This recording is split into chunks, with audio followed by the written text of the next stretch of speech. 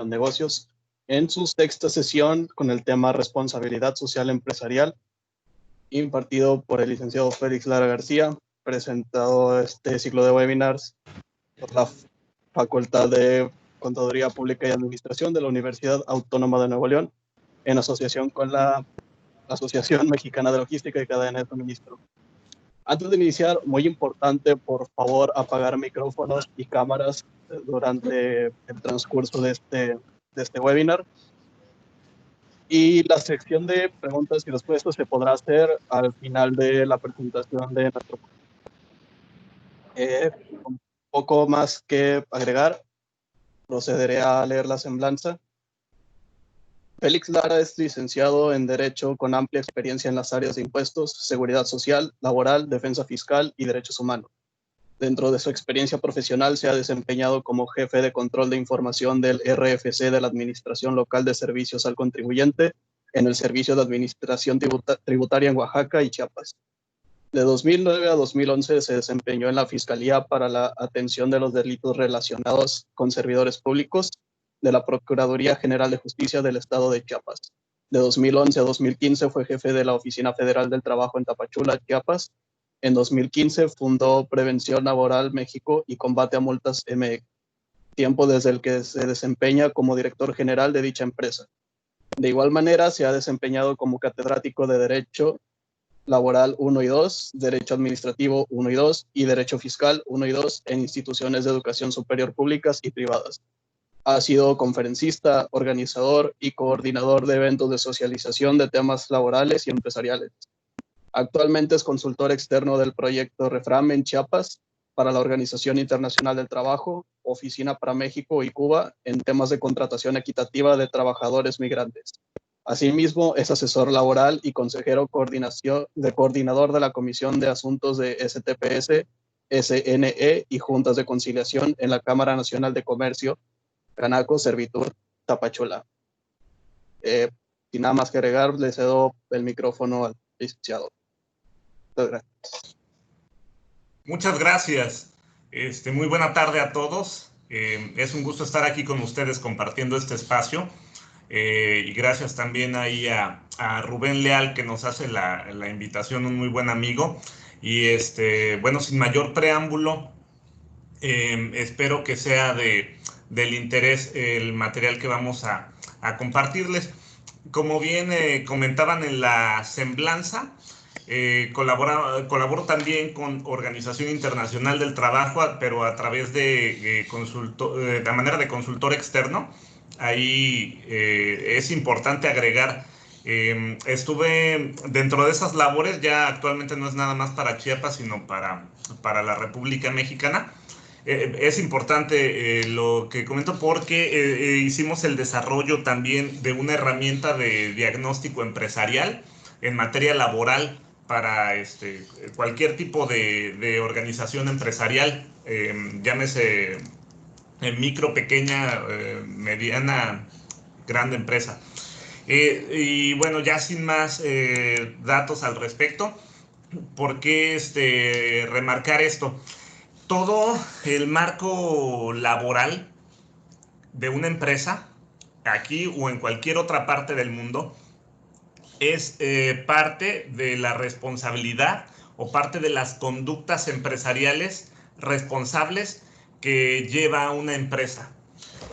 Esta conducta la vamos a explicar de la manera más amplia que podamos en este webinar, pero el tema central es cómo este tipo de conductas afectan a nuestro entorno y cómo nosotros, como propietarios de empresas, como asesores de empresas o como trabajadores en empresas, podemos generar cambios sustanciales a nuestro entorno.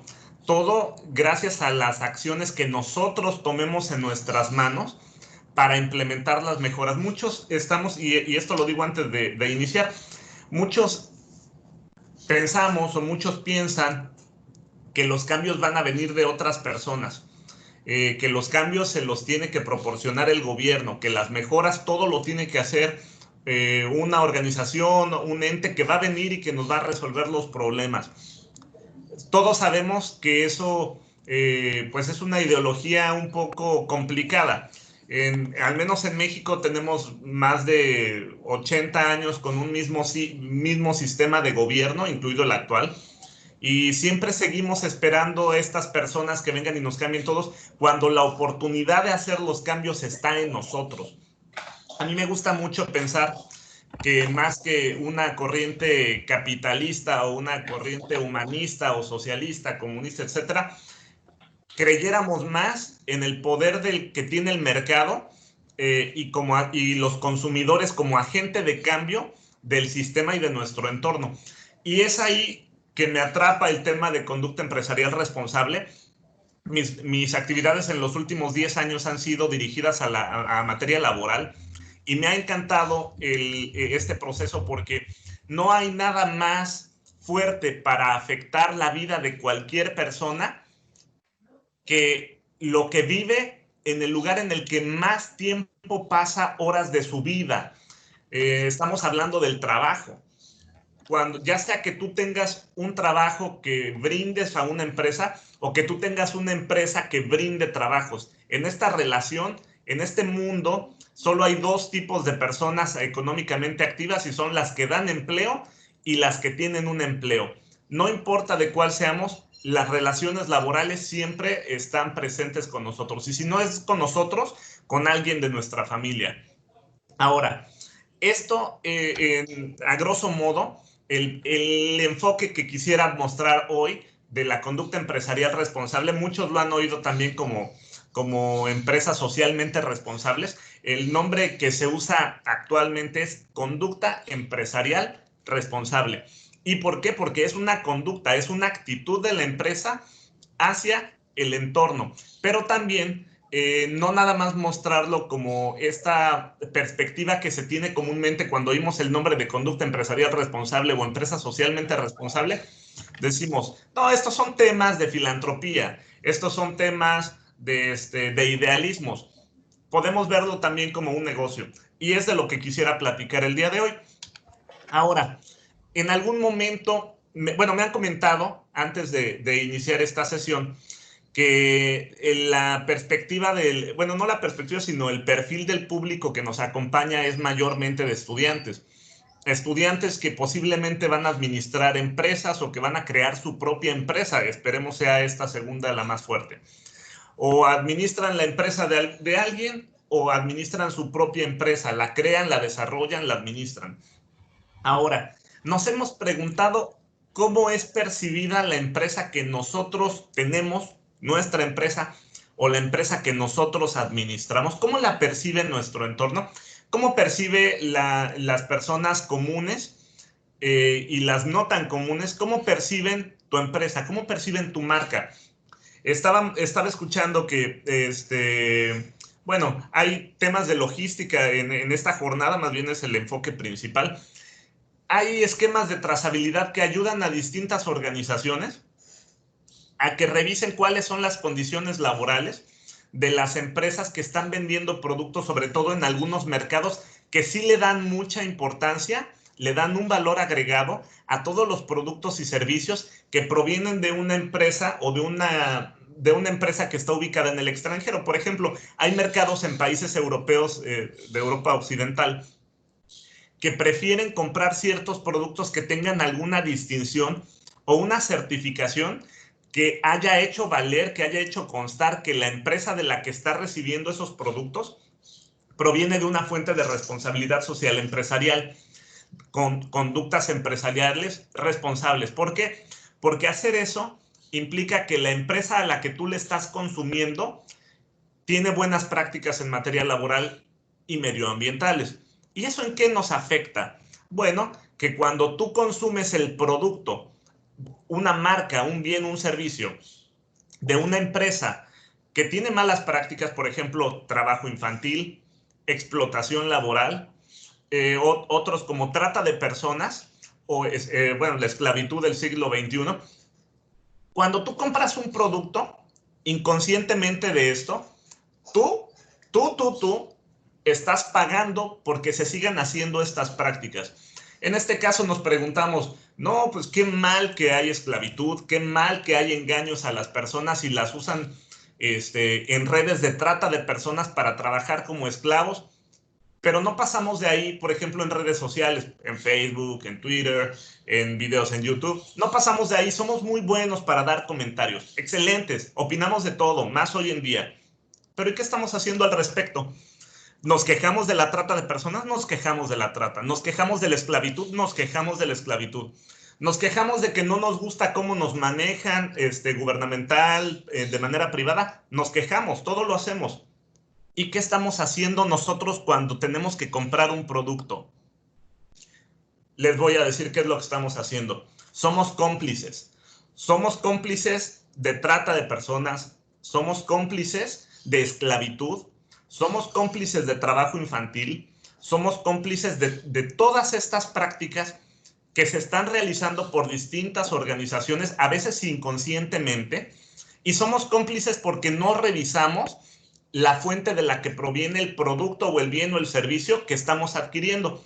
Porque con nuestro dinero nosotros le transferimos una fuente de financiamiento a estas empresas que no están regulando sus condiciones, que no regulan a sus proveedores de bienes y servicios y que posiblemente tu empresa, si es que tú tienes una o tú la administras, tu empresa sí cumple con condiciones laborales, pero no te estás fijando que tu proveedor de servicios no está cumpliendo con esas condiciones, que tu proveedor de servicios o bienes posiblemente tiene problemas y deficiencias en la contratación de los trabajadores. Posiblemente hay engaño para poder hacerlos llegar a su centro de trabajo y que a ti te pueda dar un precio que te parezca económico y entonces lo compres. Pero van a decir, bueno, es que eso es algo muy utópico. Sí, pero les puedo apostar que todos los que están escuchando esta video y que le están viendo tienen un teléfono, tienen una playera de alguna de las marcas que aparece en la pantalla, si no otras conocidas, pero nunca se detuvieron, la mayoría, a revisar qué empresa era y qué prácticas laborales tienes.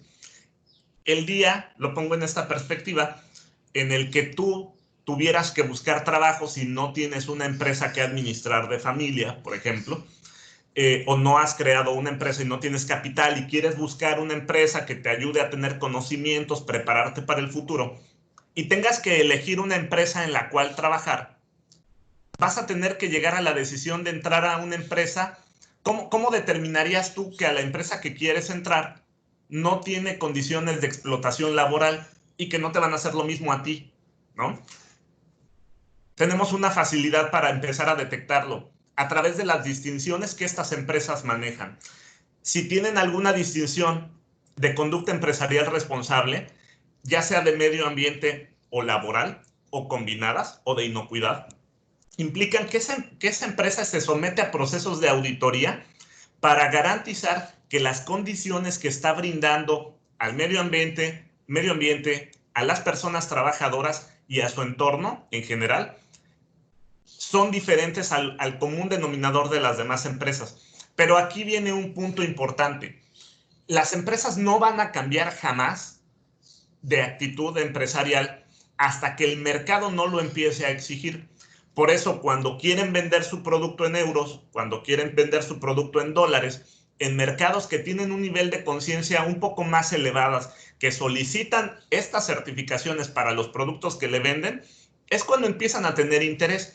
Pero si, por ejemplo, en nuestro país, mientras nosotros como consumidores no le exijamos a las empresas a las que les compramos bienes y servicios que regulen sus prácticas medioambientales, laborales, sociales, les puedo apostar que jamás va a pasar absolutamente nada. Y vamos a ser cómplices por omisión de lo que sabemos que sucede. Entonces, es una manera de verlo. Puede que me equivoque, es una opinión muy personal, pero si lo vemos en esta perspectiva, podremos quejarnos mucho, pero si no hacemos algo como empezar a decidir en qué voy a invertir mi dinero cada vez que compro un producto, si no decido eso, si no hago al menos esa parte mínima, soy parte del problema y no de la solución. Vamos a entender cómo podemos empezar a contribuir al menos con nuestro grano de arena, que es nuestra actitud de compra. Elige un producto, el que tú quieras, y empieza a buscar qué productos iguales similares tienen algún reconocimiento por mejores prácticas. O sigue comprando un producto del que no sabes cuáles son sus prácticas o que ya sabes que hay prácticas nocivas y sigues comprando. Entonces eso ya se llama, es una especie de complicidad. Todos tenemos mucho trabajo que hacer en ese tema y es algo que a todos nos cuesta. No lo aplicamos y no lo aplicamos en todas las partes de nuestra vida. Hay ejemplos. En Inglaterra, hace muchos años, Tony Van Der hizo una investigación periodística muy interesante en la que una empresa, lo siento por si está presente, está en los medios de comunicación, Nestlé, para ser específicos, descubrió que tenían explotación laboral infantil en el cultivo de cacao. Cuando este periodista hace una encuesta en la calle, él llevaba 2 chocolates, uno de una marca X y otro de una marca Nestlé, y eran exactamente iguales, los dos valían un chelín cada chocolate, o 2 chelines, y lo daba a probar a la población. ¿Cuál te gusta más? Los dos saben exactamente igual, ¿no? Todos contestaban que sabían igual. Te cuesta un chelín, marca X, y te cuesta, te cuesta un chelín y es marca Nestlé, y te cuesta 2 chelines y es marca X, ¿no? Ok. ¿Cuál prefieres? No, pues el de un chelín, porque saben absolutamente igual. Ok. ¿Y qué pasaría si te digo que para que te cueste un chelín, el proveedor del cacao, de este chocolate, secuestra a niños de aldeas en África ecuatorial, los hace trabajar como esclavos de por vida y entonces el costo de producción baja y yo te puedo dar este chocolate en un chelín? La gente no lo creía y como posiblemente no me crean, dejo la liga para que ustedes mismos lo investiguen y puedan ahondar un poquito más en el tema. Aquí es como nosotros, si no lo sabemos, posiblemente es por ignorancia, porque no es algo que nos informen todo el tiempo, que también puede traer afectaciones económicas si se da a conocer de muy amplia manera, pero es necesario que se dé a conocer. Pero una vez que tú lo sabes, no hacer lo correcto es más complicado, porque ahora tú ya eres consciente de lo que vas a hacer con tu dinero, financiar prácticas. Nestlé se vio obligado a mejorar todo su sistema, toda su cadena de producción, a revisar a través de la trazabilidad, ahora la trazabilidad utilizada para la revisión de las prácticas laborales de sus proveedores de cacao, ¿no? Tan es así que a lo largo de muchos años obtiene la certificación y ellos mismos crean sus propias certificaciones como 4C y empiezan a implementarla con sus proveedores para tratar de respaldarse y evitar de que sus proveedores estuvieran incurriendo en malas prácticas que le dieran una mala reputación a la empresa y por lo tanto bajen las ventas. Nestlé se ganó en esos años la restricción del mercado británico para la venta de su chocolate. Revísenlo. Y eso es a lo que se exponen cuando no hay una revisión y una verificación de las condiciones laborales dentro de tu cadena de suministro. Pero vamos a hablar, por ejemplo, de otra marca para que no creamos que esto es nada más una campaña contra una sola. Nike, por ejemplo, por excelencia. Como estamos un poco limitados de tiempo, solo debo decir que en los años 90 hubo un escándalo también por esta marca, por trabajo infantil. Si tú quieres que te cueste un producto más barato, lo que hicieron muchas transnacionales es irse a determinado país asiático o a determinados países asiáticos donde les ofrecían las condiciones ideales para una empresa, y pongo ideales entre comillas, porque habían muy pocos temas de vigilancia hacia esas empresas y para producir su producto de manera más barata, esclavizaban a la gente, hacían trabajar a menores y a la fecha algunas de estas marcas siguen utilizando las mismas prácticas. Ahora que lo sabemos, cada vez que vayas a comprar un zapato, un tenis, a lo mejor por su precio, pero también es de marca, yo te invito a que lo revises y bueno, una vez que tú sabes cuáles son las prácticas que tiene esta empresa, si tienes alguna idea para decidirte entre qué producto comprar, pues tú sabrás la mejor decisión, ¿no? Solo que la siguiente vez que hagamos un comentario en Facebook, en Twitter, en alguna red social, en contra de una mala práctica, pensemos si nosotros también estamos contribuyendo a ello y financiando. Otro tema también con Nike, bueno, vamos a otra marca por cuestión de tiempo. Algunos desafíos para la conducta empresarial responsable y el por qué aplicarla. Tenemos el cambio climático, cómo ha afectado a nuestro entorno, los fenómenos del niño, la niña, la falta de seguridad ya o la estabilidad de las cosechas, que también son parte de la seguridad alimentaria. Si nosotros no regulamos nuestras prácticas medioambientales y de desechos y de residuos en nuestras empresas, estamos condenando a que nuestro propio entorno sea más nocivo para nosotros. Y al final, algo que no estamos cuidando desde nuestra propia empresa nos está afectando a largo plazo, haciendo que la actividad ya no sea sostenible. La disparidad económica que hay entre los salarios que se pagan a hombres y mujeres son retos que hay aún en el día de hoy. Tenemos otros como la corrupción, es un tema que hay no nada más aquí, sino en todos los países. ¿Cómo afecta esto al proceso de cumplir con la conducta empresarial responsable?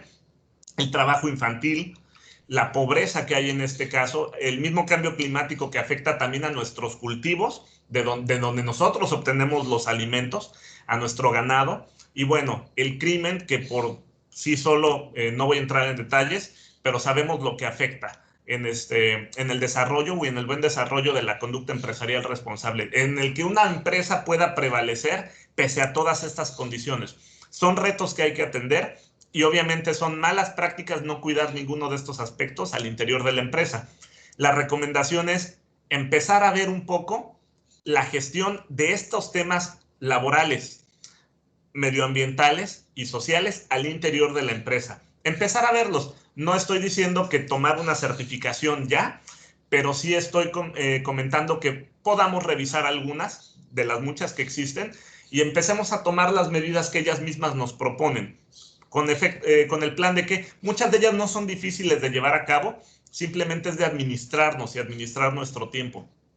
Y lo podemos ver como un negocio, decía al principio, porque hay mercados que te pagan más por estos bienes y servicios que tú ofrezcas con una certificación y con condiciones laborales justas y medioambientales justas. Estos beneficios, bueno, les voy a dejar el material para que lo podamos analizar. Mucha de esta información, pongo abajo la fuente, es por parte de la Organización Internacional del Trabajo, de donde tomé algunos datos, de unas diapositivas, también hay un par de diapositivas aquí de una área que se llama Conducta Empresarial Responsable, que les hablaré más adelante. Y bueno, retos en el mundo del trabajo. ¿A qué nos enfrentamos en el mundo y por qué la necesidad de migrar a la conducta empresarial responsable, además de lo que ya comentábamos? Hay desempleo de aproximadamente 200 millones de personas. 70 millones de esas 200 millones de personas son jóvenes. Hay trabajadores pobres, al menos en 300 millones en pobreza extrema, que sabemos lo que, bueno, no creo que sepamos los que estamos aquí lo que es vivir pobreza extrema, pero son condiciones en las que apenas se alcanza para comer. Mujeres, bueno, digo, no creo que lo sepan porque no lo hemos vivido, gracias a Dios, pero en nuestro país tenemos el problema, en Latinoamérica tenemos el problema, en África ni se diga, en Asia ni se diga. Pocos países se libran de este gran problema, por eso está en la agenda de Naciones Unidas. Mujeres también que ganan 20% menos que los hombres a nivel mundial. La esclavitud moderna, a través de la trata de personas, las nuevas formas de trabajo forzoso. Mucho de este trabajo forzoso, ojo, viene en nuestros procedimientos de reclutamiento y selección a la empresa. Quizá tú no tienes esas prácticas, pero la persona o la empresa a la que tú contratas para que te suministre de trabajadores tiene algún registro autorizado por alguna entidad de gobierno. Muchas de esas empresas que vinculan a trabajadores, cuando no son reguladas por autoridades laborales, lo que hacen es, por un lado, captan a ciertos trabajadores, los envían a ciertas empresas, y por otro lado, a la población más vulnerable, mandan a esos trabajadores a campos en los que son explotados laboralmente y donde son esclavizados. Y justamente ocurre en el proceso de selección. La pregunta es, Cuando nosotros convenimos o hacemos una relación profesional o comercial con el proveedor de trabajadores, nosotros vigilamos las condiciones en las que trabaja nuestro proveedor, nosotros nos aseguramos de que estos proveedores de trabajadores tengan un registro ante las autoridades laborales y que son vigilados para checar que no incurran en estas prácticas, les cobran cuotas de recuperación a los trabajadores por conseguirles trabajo, normalmente lo hacen. Y es al sector más vulnerable al que le cobran este tipo de tarifas, que muchas veces y en algunas regiones del mundo llegan a ser el equivalente de hasta 10 meses de trabajo solo para pagar el proceso de reclutamiento. En final de cuentas, los esclavizan, los hacen comprometerse con deudas que ellos mismos les fabrican a través de este cobro de tarifas para que nunca puedan dejar la fuente de trabajo. ¿Estamos contribuyendo nosotros a que eso suceda? La noticia es que ahora que sabemos esto, si nosotros no revisamos el procedimiento de contratación de la empresa o nuestros proveedores de contratación de trabajadores, si ya sabemos esto que te estoy diciendo hoy y no hacemos nada al respecto, somos cómplices. Indirectamente. Horas excesivas de trabajo. Una tercera parte de la población trabajadora en el mundo trabaja más de las 48 horas semanales permitidas. Nosotros no estamos exentos de ese tipo de prácticas, aunque los que somos independientes nos las autoaplicamos, pero hay comprobadas evidencias del estrés que causa y de las enfermedades de trabajo que esa ocasiona a la salud de las personas, y cómo eso no nada más afecta a la persona trabajadora, afecta a su familia y también afecta a la productividad de la empresa. Las normas de trabajo que estipulan las jornadas laborales no fueron diseñadas para molestar, sino fueron diseñadas en cuanto a la capacidad humana para responder a este tipo de labores.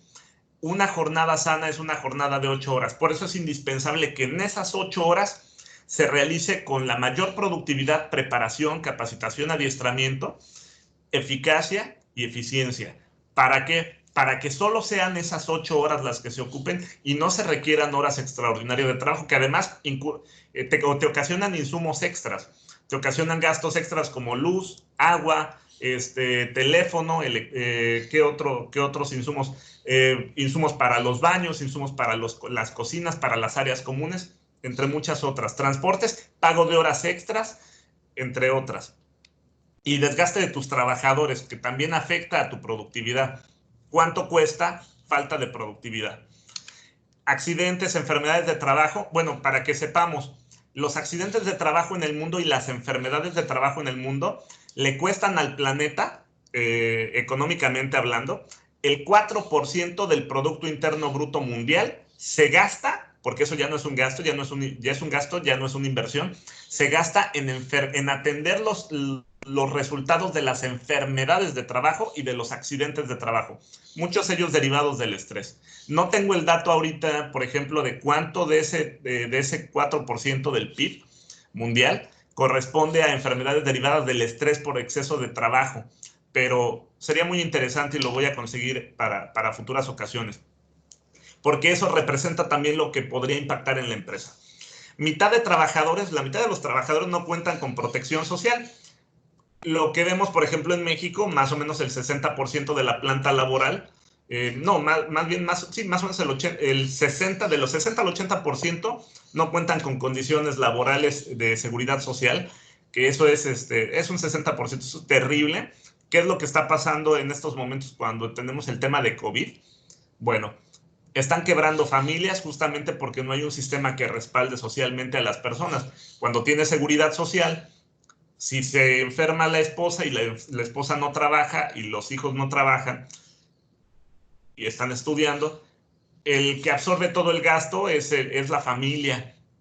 Si tienes seguridad social, el seguro social interviene y se hace válido el seguro social para tus hijos, para tus papás y para tu cónyuge, esposo o esposa, ¿no? Si no tenemos asegurados a nuestros trabajadores, sí somos cómplices de una mala práctica que también lacera la célula y el núcleo familiar de una familia. Ahora que lo sabemos, lo más difícil va a ser tomar la decisión incorrecta. Lo más fácil va a ser tomar la correcta. porque ya sabemos lo que impacta. Bueno, un superávit en 2020 de 90 a 95 millones de trabajadores de baja calificación, 58 millones en economías en desarrollo. Por cuestiones de tiempo, voy a avanzar un poco más rápido. En la conducta empresarial responsable, ¿qué hace una empresa comúnmente? Las empresas toman la responsabilidad por sus impactos en la sociedad, medioambientales, sociales, laborales. Para llegar a esto, tienes que hacer al interior de la empresa la gestión de la legislación aplicable en tu país, tan simple como simplemente cumplir tus condiciones laborales, que no debiera de ser causa de un exceso de trabajo, y condiciones medioambientales. Hay normas, hay reglamentos y, por cierto, hay herramientas también gratuitas que se otorgan a las empresas para que ellas puedan ir gestionando este cumplimiento. Y contar con un proceso para identificar los riesgos. Hay métodos de identificación de riesgos, ustedes serán especialistas en eso, sabrán más que ello. El what if, el has up, el árbol de problemas. Identifica los riesgos que tiene tu empresa si no cumple condiciones laborales. Multas de secretarías del trabajo, demandas laborales, bajen la productividad, peligro de mala reputación que te pueda hacer perder clientes, entre muchos otros. Hay que identificar los riesgos. ¿Cómo impacta? Si nosotros pagamos un salario muy bajo, posiblemente no tengamos la facilidad de contar con el personal de manera estable en la empresa. Si no contamos con un personal estable, todo el tiempo estamos renovando la contratación, todo el tiempo estamos volviendo a capacitar, todo el tiempo estamos volviendo a perder productividad porque la persona que ya medio había aprendido se nos fue y ahora vamos a empezar de cero con otra persona que no conoce el proceso. Hay que volver a trabajar el tema. Entonces, si nosotros contabilizáramos cuánto impacta económicamente eso en el interior de la empresa, posiblemente nos daríamos cuenta que es más económico pagar todas las prestaciones y un salario más remunerador en algunos, por ejemplo, en las empresas que pagan un salario muy bajo, a tener que estar pagando los costos de la falta de productividad, capacitación, rotación de personal, procesos de capacitación. Pero hay que hacer el estudio al interior de la empresa para que cuando el tomador de decisiones quiera decirnos que no es factible hacerlo, podamos demostrar con un estudio de costo-beneficio que es más barato dar determinadas condiciones laborales y que nos cuestan menos. Bueno, esto con el objetivo, estas prácticas con el objetivo de maximizar el valor compartido para sus partes interesadas, agregar valor, prevenir y mitigar sus posibles impactos adversos en los que les comentaba y asegurar el respeto de los derechos a los trabajadores, con las finalidades que ya he comentado. Además de que estos puntos, el valor agregado se genera cuando tú quieres comerciar tu producto, tu bien, tu servicio, con una empresa o con un cliente que sí le da valor agregado a que tú cumplas estas condiciones. Por ejemplo, aquí en Chiapas, muchas empresas de exportación que exportan su producto están sujetas a auditorías que les hacen otras empresas en el extranjero. Simplemente es la condicionante. Si tú no acreditas estas auditorías, simplemente no te voy a comprar tu producto, aunque sea de muy buena calidad, no te lo voy a comprar, no me interesa porque manchas mi reputación si llegan a detectar una mala práctica que tú realizas. Entonces, más que una inspección del trabajo, es la falta de comercialización de tu producto por las malas prácticas.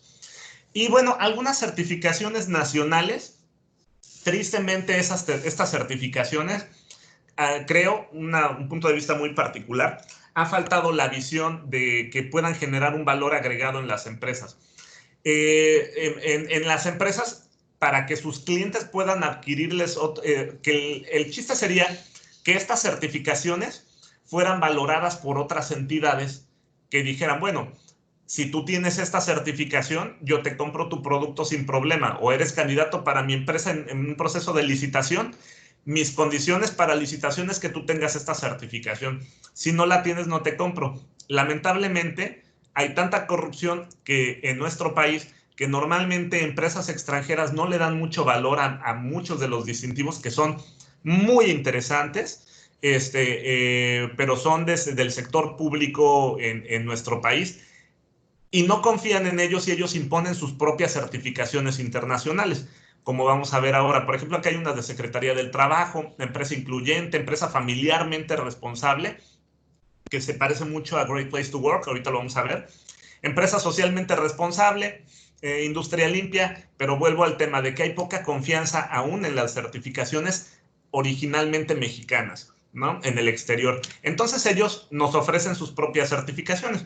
Algunos actores interesados en el tema de conducta empresarial responsable y que de hecho tienen una iniciativa al respecto, el Alto Comisionado de las Naciones Unidas para los Derechos Humanos, la Organización Internacional del Trabajo y la Unión Europea. Ellos juntos hacen un esfuerzo en una iniciativa que se llama CERALC, que es Conducta Empresarial Responsable en América Latina y el Caribe. Y justamente Unión Europea en diversos de sus países, en diversos mercados de sus países que la integran, dan un valor agregado a productos que vengan de una fuente de responsabilidad social empresarial, que tengan buenas prácticas responsables. Y bueno, algunas certificaciones internacionales, solo por citar algunos ejemplos, tenemos Fair Trade, muy valorada en el Reino Unido. Tenemos Great Place to Work.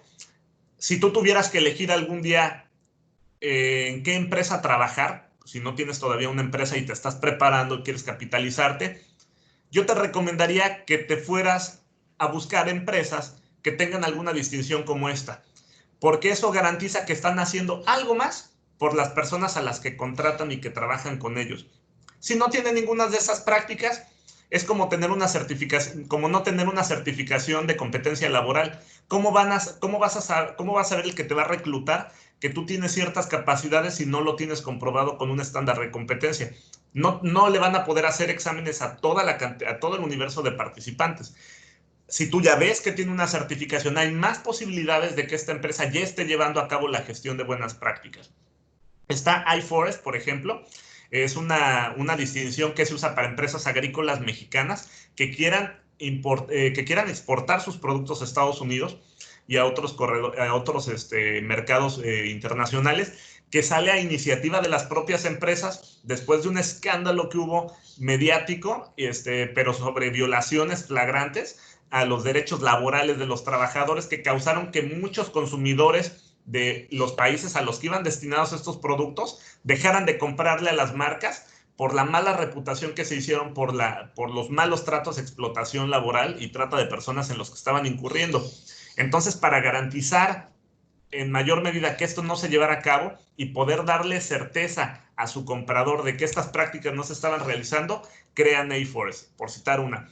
Para palma africana está el Roundtable o Sustainable Palm Oil, Rainforest Alliance, que es de las más sobresalientes en temas ambientales, pero tienen también algunos rasgos de seguridad en el trabajo. La ISO 14001 medioambiental, está también la 18000, no la pusimos por acá. Bird Friendly para las aves en algunos mercados europeos. Global Gap en temas de inocuidad, pero manejan temas laborales de seguridad en el trabajo para evitar contaminación por químicos y algunos temas sociales. Hay algunas otras auditorías Kroger, las de Grupo Walmart, entre otras. Obviamente hay muchas áreas de mejoras en algunas, pero ya son pequeños esfuerzos. Nosotros cuando compráramos un producto, la invitación es que antes de comprarlo, revisemos en la etiqueta si tiene alguna distinción de estas y nos estaría hablando un poco más de la empresa a la que vamos a comprar nuestro producto. ¿Qué implica?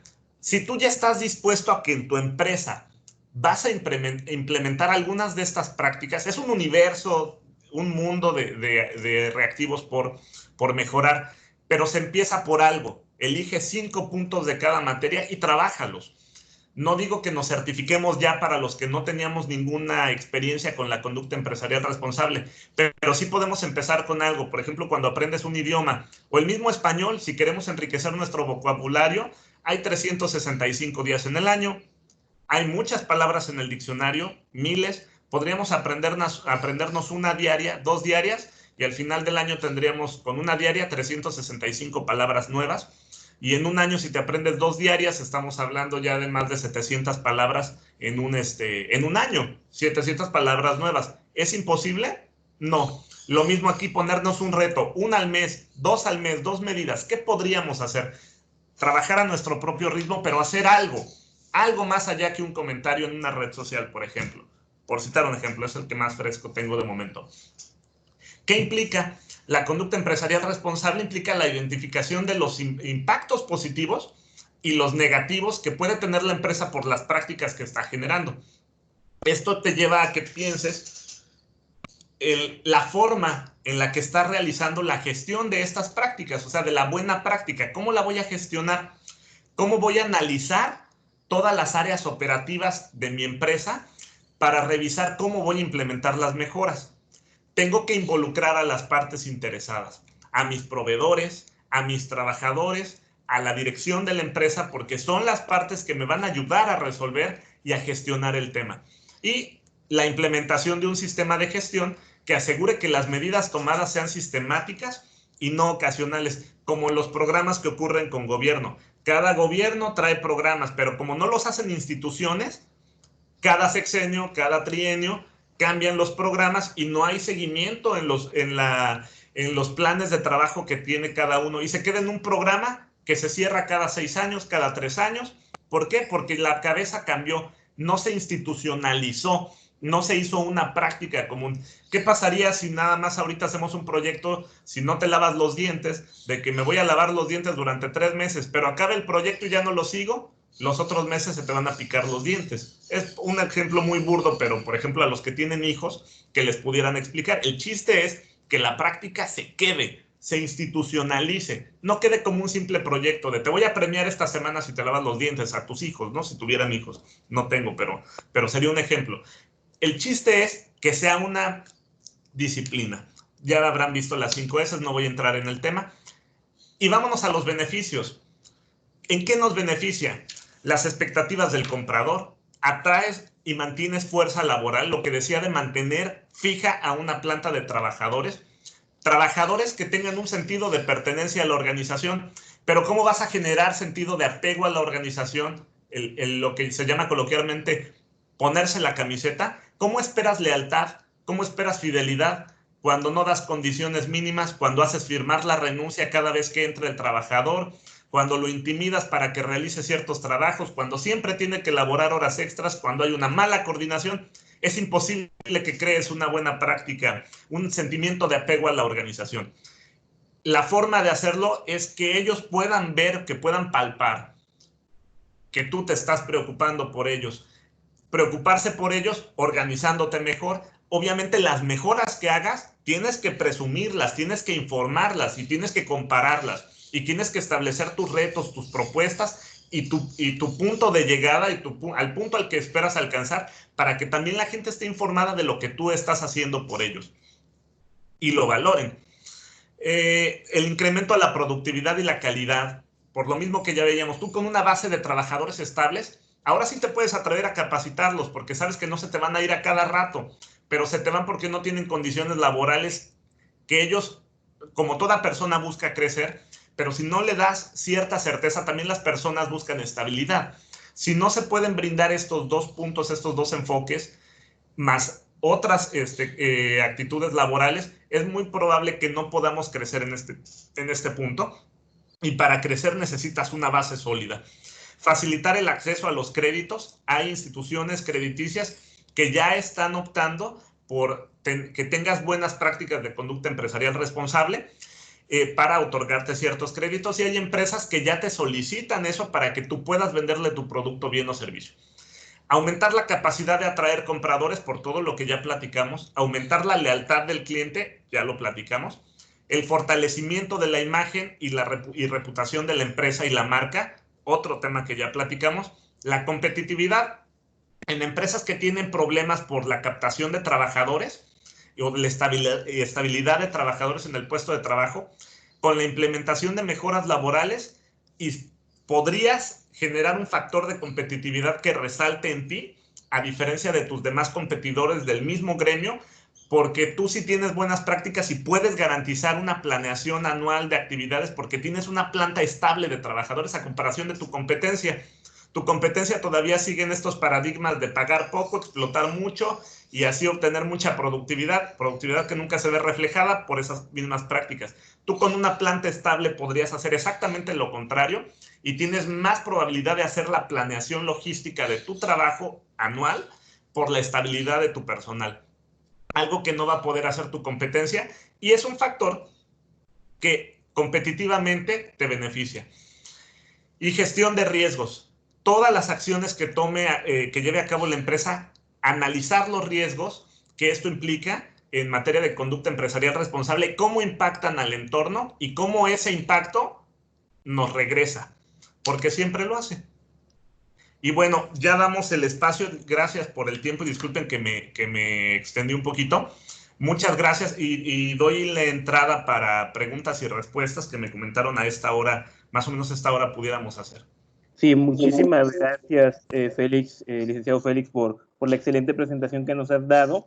Y efectivamente, como bien comentas, es el momento de hacer las preguntas, ¿no? Entonces, si queremos dar por ahí la oportunidad a aquellas personas que tengan alguna pregunta, la manera de irlo haciendo es, pues obviamente, levantando la mano y activando el micrófono para hacerlo de manera ordenada. O por otro lado, pueden escribir la pregunta aquí en el chat de la sesión y ya nosotros vamos leyendo las preguntas que vayan escribiendo. Entonces, no sé si alguien tenga alguna pregunta que le quiera hacer aquí al licenciado Félix Lara respecto a la presentación que nos acaba de dar el día de hoy. ¿Alguna pregunta? Bueno, yo voy a leer una pregunta que nos están haciendo llegar. Dice, bueno, es referente al tema de explotación laboral y la pregunta es, ¿qué tanto interviene y qué medidas se ejecutan para mermar estas acciones los organismos internacionales, como por ejemplo la Organización Internacional del Trabajo, que sabe de la explotación que practican las grandes empresas a nivel mundial en países pobres o con mano de obra barata? Esa es la pregunta que nos están haciendo, ¿no? Ok. Las facultades de las organizaciones internacionales del sistema de Naciones Unidas, no vengo ahorita a hablar en representación de ellos, es una explicación desde el punto de vista profesional.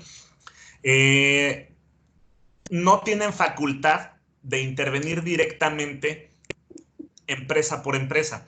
La facultad que tienen es de hacer recomendaciones a los gobiernos.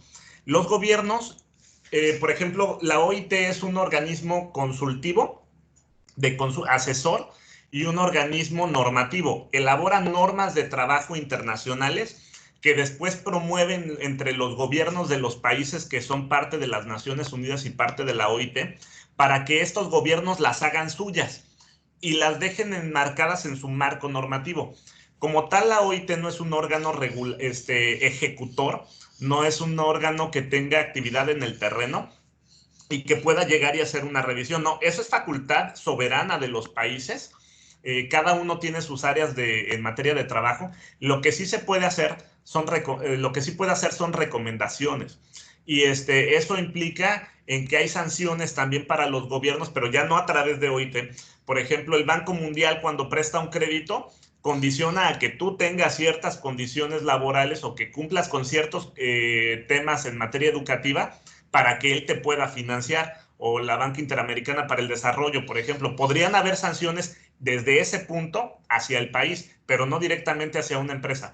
¿Qué otro tipo de acciones hay? Hay acciones como la del CERALC, que lo que buscan es, por ejemplo, intervenir en organismos empresariales, no intervenir, sino buscar que estos quieran la asesoría del órgano internacional para guiarlos en las buenas prácticas recomendadas. Actualmente hay una herramienta que tuve la oportunidad de hacer la adaptación de esta guía para México, es la que les comentaba en un inicio. Es una herramienta electrónica que se llama, y la pueden buscar en la página de la OIT, Guía de Diagnóstico Empresarial para México. En esta guía tú tienes la información para que tú puedas ir gestionando el cumplimiento de tu empresa. Pero como tal, una sanción no imponen estos organismos internacionales a empresa por empresa. Lo que sí hace es enunciar iniciativas y trabajar en conjunto con los gobiernos para guiarlos sobre esas prácticas que ha detectado que están ocurriendo a través de estudios, a través de diagnósticos, a través de diplomacia. Eso es lo que hace a través de un órgano de Naciones Unidas, por ejemplo. Ajá. Y los organismos internacionales, por ejemplo, los privados, Great Place to Work, una certificación. Lo que hace simplemente te da un reconocimiento si tú tienes una buena práctica. Depende del consumidor si tú le das valor agregado a esa marca. También depende mucho de que si tú tienes una empresa que te está comprando tu mercancía. Por ejemplo, yo tengo una empresa, Prevención Laboral México, y yo compro muchos suministros, digamos, de vehículos, marca Volkswagen, ¿no? Por citar alguno. Compro una flotilla, no sé, de 3,000 carros al año, pero veo que Volkswagen está incumpliendo en temas laborales y se ha visto inmiscuido en temas de explotación laboral en las empresas a las que les compran las llantas, porque los que compran las llantas tienen explotación laboral y resulta en trata de personas. Yo digo, ¿saben qué, Volkswagen? Hasta que tú no cambies tu práctica de comprarle a ese tipo de proveedores, yo me voy con Chevrolet, o yo me voy con Chrysler, o me voy con Toyota, porque ellos sí me están garantizando que pueden cumplir estas medidas que yo estoy pidiendo para poder comprar vehículos. Entonces Volkswagen acaba de perder la compra de los 3,000 vehículos que yo le compraba anualmente. Ese es el impacto que tiene y la fuerza que tenemos como consumidores. Con eso daría mi respuesta. Ok, muchas gracias. Hay ya varias preguntas aquí en el chat, me voy a permitir ir leyéndolas. La siguiente pregunta la hace Mario Huerta. Él tiene dos preguntas con respecto a la jornada laboral. Dice, con la aparición del outsourcing, varias empresas dejaron de respetar los horarios de los trabajadores de 8 horas diarias. Parte de esto fue observado por los sindicatos de Canadá a raíz de la gestión del nuevo tratado comercial, en donde se comentaba que el trabajador mexicano no trabajaba y ganaba en función a los trabajadores de Estados Unidos y Canadá. Entonces, bueno, creo que la pregunta es más que nada eso, ¿no? ¿Cómo pudiera en un momento dado evitarse eso que no se respete por parte del outsourcing, ¿no? El tema del tiempo, lo que es la jornada laboral propiamente hablando. Ok. Siento que ahí podríamos cambiar un poquito la pregunta, pero en estricto sentido, denunciando. Nadie denuncia. Entonces no pasa nada. O sea, si a ti te asaltan en la calle y tú no denuncias, si te roban en la calle y tú no denuncias, ese robo jamás existió. O sea, sé que sí existió, pero en los números nunca se va a reflejar. Lo mismo pasa con las denuncias. Si tú no denuncias lo que está pasando a la Secretaría del Trabajo y Previsión Social o a la Secretaría del Trabajo del Estado, del Estado en el que estés, te puedo jurar que nunca va a pasar nada. El exceso de trabajo se puede calificar como una falta a las condiciones de seguridad en el trabajo. Y ojo, explotación, la ley de trata de personas, revisen el artículo 21 de la ley Ley General para Prevenir y Erradicar la Trata de Personas, etcétera, es muy largo el nombre de esa ley, revísenlo, artículo 21, cataloga la falta de seguridad en el trabajo, las condiciones de seguridad en un trabajo, como trata, como explotación laboral, más bien como explotación laboral. La pena de ese delito son 5 años de prisión, se me hace poco, pero es una multa que va de 5,000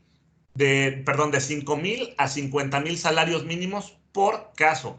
Estamos hablando de salarios mínimos de 5,000, son como 350,000 salarios mínimos, un poquito más, como 400,000 pesos, de 400,000 hasta 5 millones de pesos. Pero nadie denuncia, no pasa nada.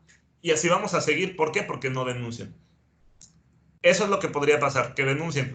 El costo de los salarios, bueno, sí lo renegociaron, pero también es cierto que muchos trabajadores mexicanos que van a los países del norte, también sufren abusos en las condiciones laborales. ¿Les dan mejores condiciones laborales que en este país? Sí, pero están por debajo de las que esos mismos países proporcionan a sus propios ciudadanos. Y nosotros, como mexicanos, hacemos lo mismo para los trabajadores de Centroamérica que trabajan en México. O sea, por ambas partes hay áreas de oportunidad. Y la minería, bueno, muchas áreas de oportunidad en el tema. Ajá, la siguiente pregunta, por favor. Ok, muchas gracias. Sí, la siguiente pregunta la hace Manuel Emiliano Carpi. Y bueno, creo que va relacionado con esto, ¿no? Que esta pregunta que acabas de contestar dice, a su consideración, ¿usted cree que la falta de acciones por parte del Estado se ha visto reflejado en las malas prácticas y mal ambiente laboral mexicano, o si cree usted que es algo más cultural. Yo creo que es parte, ahí hay una, no ambivalencia, sino una responsabilidad compartida. En primera, que como sociedad no denunciamos. Y en segunda, que una vez que si denuncias, no pase nada con la denuncia. Pero es por eso que tenemos que estar unidos. Los ciudadanos tenemos que estar unidos, juntarnos con otro grupo de trabajadores, presionar para que se respeten las inspecciones laborales. Pero tristemente, por ejemplo, en este sexenio, qué bueno que ahorita no represento ninguna institución, pero en este sexenio, si había 4 inspectores en un determinada cantidad de municipios, ahora solo dejaron 1. Y empezaron a quitar oficinas federales del trabajo, subdelegaciones del trabajo, y ahora cada vez hay menos inspección del trabajo, pero se dice que todo se cumple. Entonces, ¿cómo vas a...? Lo mismo pasó con la Profeco, por ejemplo, para temas de consumidor. Si tú estabas en una ciudad que no es cosmopolita, trata de quejarte de un tema de Procuraduría del Consumidor porque se están abusando de ti en determinado precio. No va a pasar nada porque ya no hay autoridad que lo vigile. Lo que tenemos que hacer es presionar y denunciar. Y las denuncias que hagamos, esto es muy importante, la denuncia que hagamos no nada más a la Secretaría del Trabajo, sino que le marcamos copia y de esa misma denuncia le regalas una copia y se la diriges también a la Comisión Nacional de los Derechos Humanos y a la Comisión Estatal de los Derechos Humanos. A ambas les tienes que hacer la remisión. Y si te quieres ir a lo internacional, pues sácale una copia y hazlo mediático, medios de comunicación, y sácale otra copia y a lo mejor, no sé, una agencia de derechos humanos, ¿no? Privada. Ok, muchas gracias. Hay otra pregunta que le hace Emiliano González, bueno, obviamente felicita por la ponencia, Gracias. y él va en función de la capacitación que dan las empresas a sus empleados, y él pregunta si existe alguna otra secretaría de Estado, además de la Secretaría del Trabajo y Previsión Social, que pudiera en un momento dado, bueno, la Secretaría de Trabajo y Previsión Social y la Secretaría de Economía, alguna otra secretaría que pudiera apoyar a que las empresas pues adopten más esa filosofía, ¿no? De brindar capacitación a sus empleados, a sus trabajadores. Ok, no hay otra. La que tiene la obligación, porque es su facultad, es la Secretaría del Trabajo y Previsión Social. De hecho, lo estipula como parte de los puntos. La facultad inspectiva y de vigilancia de normas laborales la tiene la Secretaría del Trabajo. Y la obligación de cumplir con la capacitación al interior de las empresas es de la empresa. En el caso de gobierno es del gobierno, para trabajadores de gobierno. Para trabajadores del sector privado es la empresa. Artículo 132, fracción séptima, si no mal recuerdo, de las obligaciones de los patrones. Para incentivar, solamente Secretaría de Economía, y lo hace muy someramente, pero también estamos muy llenos de corrupción. Cuando se hacen ese tipo de capacitaciones, normalmente pues se reparten ahí ciertos recursos y la capacitación nunca llega, pero sí llegó registrada. Hay muchas áreas de oportunidad. Yo por eso mejor les invito a herramientas electrónicas gratuitas. La Secretaría del Trabajo tiene una página, perdón, muy interesante, Procadist se llama. Son cursos de capacitación a distancia para trabajadores.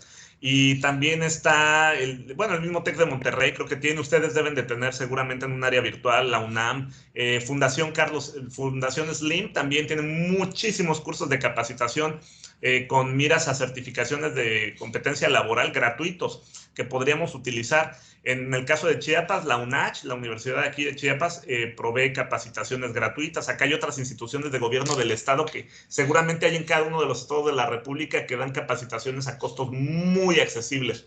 Y hasta el Seguro Social da capacitaciones gratuitas a trabajadores, aunque no estén afiliados. Ok, muchas gracias. Hay una pregunta muy interesante, de hecho hay 2 o 3 preguntas que es prácticamente la misma, son prácticamente la misma, y dice que si usted considera que la falta de derecho en México, la falta de, digamos, ser más estrictos en este tipo de temas en México, sea una ventaja o una desventaja para el empresario, o sea, para el empresario mexicano y para el empresario que quiera, establecerse en México, ¿no? Ya.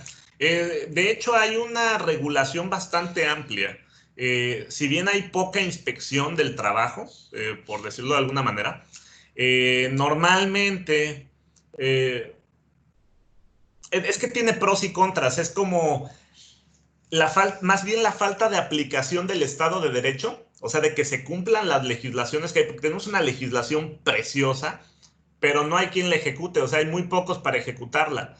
No tenemos más de 1,000 inspectores en México y solo en Chiapas hay 95,000 unidades económicas, para que se den una idea. Entonces, hay una falta de regulación. Yo creo que es una desventaja, porque más bien es una desventaja porque nos resta competitividad. A la empresa que no la vigilas, no cumple, pero ese no cumplir le afecta en su productividad, le afecta en su eficiencia, le afecta en su eficacia. Por eso que yo creo que más que un beneficio es un perjuicio si no lo saben canalizar, ¿no? Por ejemplo, en países asiáticos, bueno, ahí tienen otras condiciones, son paupérrimas muchas condiciones laborales y muchas empresas van para allá, pero ve la calidad de los productos, ¿no? En lugares en los que hay mejor calidad de trabajo, hay productos normalmente de mejor calidad. Pero bueno, eso es también subjetivo. Necesitaríamos algún estudio que nos diera la razón en ese tema. Debe de haberlos, pero no los he ubicado. Pero seguramente nos resta competitividad, porque cosas que ya deberían de estar, ejemplo, si a ti de niño no te presionaron tus papás, no te castigaron o no te hicieron algún refuerzo positivo para que te lavaras las manos y te lavaras los dientes, ¿tú dirías que ese niño fue afectado positivamente porque sus papás no lo regañaron de chico? ¿O que lo está afectando porque hoy no se sabe lavar las manos y tenemos una pandemia? ¿O tiene todos los dientes picados, ya tiene 30 años y ahora se gasta su dinero por los dolores de muela? Entonces lo pongo en retrospectiva, ¿no? ¿Te beneficia o te perjudica?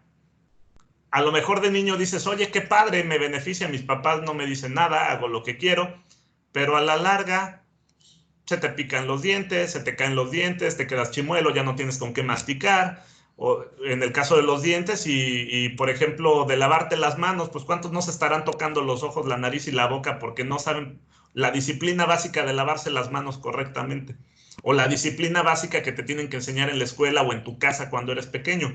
Entonces, esa disciplina básica, cuando no observamos las leyes que tenemos, se hace presente en México. Y ahora, más bien, contesto con una pregunta y disculpen esa grosería, pero pues ustedes qué piensan, ¿nos hace daño que no cumplamos nuestras propias normas o nos da un beneficio? Los que viven allá en Monterrey, seguramente cuando van a Estados Unidos se ponen el cinturón de seguridad y respetan el límite de velocidad de las calles.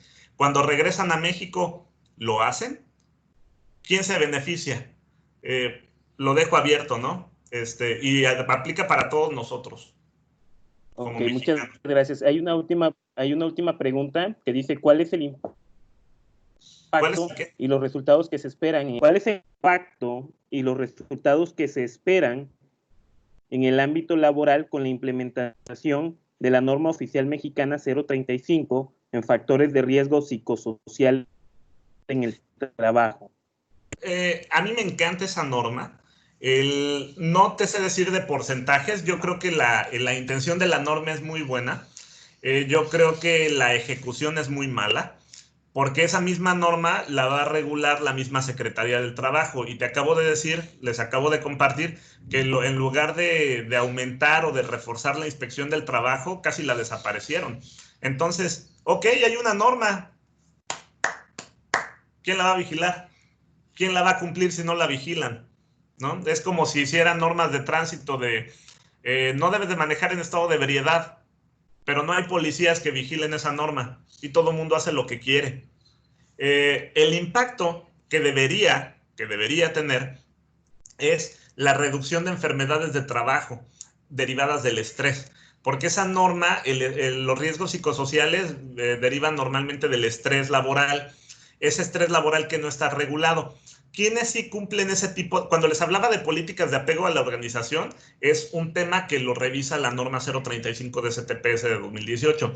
Cuando les hablaba, por ejemplo, del ambiente laboral, de un buzón, bueno, no les hablé del buzón de quejas y sugerencias, son temas que regula la norma 035. Se los voy a poner así. las grandes empresas que tienen una base sólida de capital humano, políticas intensas de capital humano y que prosperan, normalmente aplican ese tipo de políticas.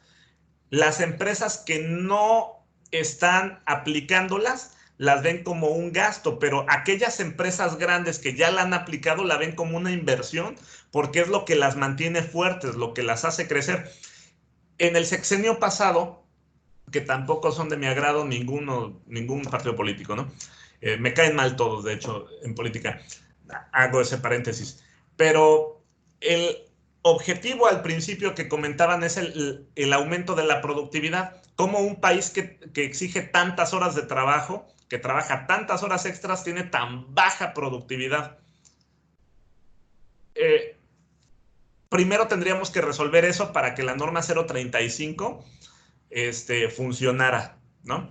La falta de productividad. Quizá esta brecha, no brecha, sino este parteaguas que hace esta epidemia, esta pandemia, nos ayude a eficientar algunos procesos que podríamos hacer más rápido y que no habíamos migrado a ellos porque no nos habíamos visto forzados a utilizar estos medios tecnológicos que ya tenemos.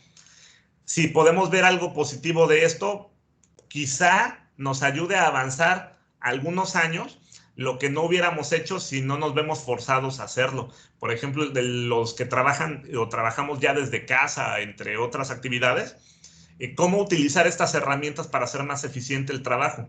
¿Nos forzó la misma naturaleza a hacerlo? Posiblemente tenga alguna mejora en la productividad y a su vez haga que la norma 035 se aplique y disminuyan las enfermedades de trabajo. Un problema que había para el Instituto Mexicano del Seguro Social es que tenía demasiadas enfermedades de trabajo, demasiados gastos derivados de las indemnizaciones a trabajadores, justamente por riesgos de trabajo derivados de riesgos psicosociales. Pero el Seguro Social sí calificaba como riesgo de trabajo el estrés laboral, pero no había una norma que regulara a la empresa sobre cómo se producía y cómo evitarlo. Entonces, para mí cayó muy bien como una fuente de referencia que ya es una compilación de buenas prácticas, la norma 035. Yo esperaría que mejore la calidad de vida de las personas, de las empresas que sí la apliquen, pero ahí les va una triste noticia. El 80.5% de las micro, pequeñas y medianas empresas, bueno, el capital de trabajo de México, el 80.5% más o menos, está en las micro, pequeñas y medianas empresas y la mayoría de ellas no tiene una regulación eficiente por parte del gobierno en materia laboral, así que va a ser un sueño que la apliquen, va a depender de nosotros. Los que van a seguir gozando de esas mejoras, entre comillas gozando, son las empresas a las que siempre han regulado, como en el fisco, ¿no? ¿A quién le cobran más impuestos cuando suben los impuestos? ¿A los de la fayuca? No. ¿A los informales? No. A los mismos de siempre nos cobran, a los que ya pagamos.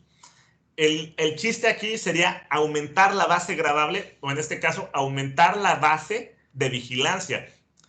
Si tú le subes los impuestos nada más al 20% de la población y no estás cobrándole esos mismos impuestos al otro 80% de la población, pues se va a ver reflejado el impacto en un 20% en su proporción, pero no en el otro 80%. Lo que se trata aquí es de que la base de regulación aumentara. Pero no veo a este gobierno ni al anterior del anterior con la visión o el colmillo de hacerlo, ¿no? Se quedan en la parte demagógica y no han visto que para que mejoren las condiciones de la población, justamente lo que tienes que mejorar es las condiciones laborales, porque son las que impactan directamente en cada familia.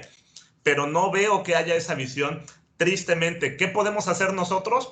Cambiar nuestras prácticas de consumo, porque ya si la inspección del trabajo no funciona, si las autoridades laborales no son suficientes, al menos nosotros presionar con cómo financiamos a las empresas, o sea, a quién le vamos a comprar un producto, un servicio o un bien.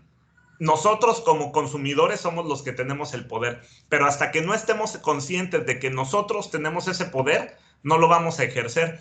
Es como las personas que son violentadas en el hogar, hasta que no se dan cuenta del valor que tienen, no cambian y creen que lo que les hacen es justo porque pues se lo merecen, tal vez, ¿no? Muchos casos así, y viven bajo esa sombra, bajo ese yugo hasta que despiertan. Nosotros no hemos despertado todavía, pero en el momento en el que lo hagamos, vamos a presionar a los que nos dan esos bienes y servicios y mercancías para que ellos cambien y vamos a generar un impacto. No va a venir de gobierno, va a venir de nosotros. Ese sería mi comentario. Okay. Muchísimas gracias, licenciado Félix. Pues bueno, ya sería todas las preguntas que había ahí en el chat y que bueno, que nos hicieron llegar. Yo de antemano quiero agradecerte mucho, mi estimado Félix, por tu excelente presentación y tu apoyo en este ciclo de webinars, hablemos de logística en los negocios. Es siempre muy interesante, ¿no? Ese tema de la responsabilidad social empresarial. Y bueno, justamente como bien lo estabas comentando, depende de nosotros el poco a poco empezar a exigir o bueno, a ir migrando hacia esas buenas prácticas que obviamente tienen que adoptar las empresas en beneficio de todos, ¿no? Entonces, yo nuevamente quiero agradecerte mucho a nombre de la Facultad de Contaduría Pública y Administración de la Universidad Autónoma de Nuevo León y de la Asociación Mexicana de Logística y Cadena de Suministro, que son las instituciones que organizan este ciclo de webinars Hablemos de Logística en los Negocios, por habernos impartido esta excelente presentación el día de hoy. Sin duda, creo que el tiempo es poco, sin duda es un tema que da mucho de qué hablar, hay muchas vertientes, hay muchos puntos que tocar y bueno, pues esperemos tener en un futuro otra oportunidad de seguir platicando de este y otros temas. De antemano, nuevamente, muchas gracias por todo tu apoyo, ¿no? Y bueno, pues nada más recordarle a los participantes, aquí estoy compartiendo ahorita el código QR y el link para el registro de su asistencia. Es importante que registren su asistencia, ya que como saben, como lo hemos mencionado en los webinars pasados, es necesario contar con al menos la asistencia en 7 webinars, en 7 de los 9 webinars, para hacerse acreedores de la constancia de participación del ciclo de webinars, ¿no? Y también recordarles la sesión 7, que es la próxima semana, el jueves 16 de julio, va a ser del tema disrupciones y su propagación en la cadena de suministro, que va a ser impartido por el doctor Alfredo Bueno Solano, quien es profesor investigador del Instituto Tecnológico de Sonora. Así que los esperamos el próximo jueves 16 de julio a las 17 horas para su participación en este webinar, Disrupción y Propagación en Cadenas de Suministro. Sin más que agregar, yo les agradezco nuevamente su participación y pues les deseo una excelente tarde, que tengan un excelente jueves y bueno, también un poquito adelantado, un excelente fin de semana. Nos vemos la próxima sesión. Muchas gracias. Saludos. Gracias. Gracias, Félix. Un abrazo, hasta luego.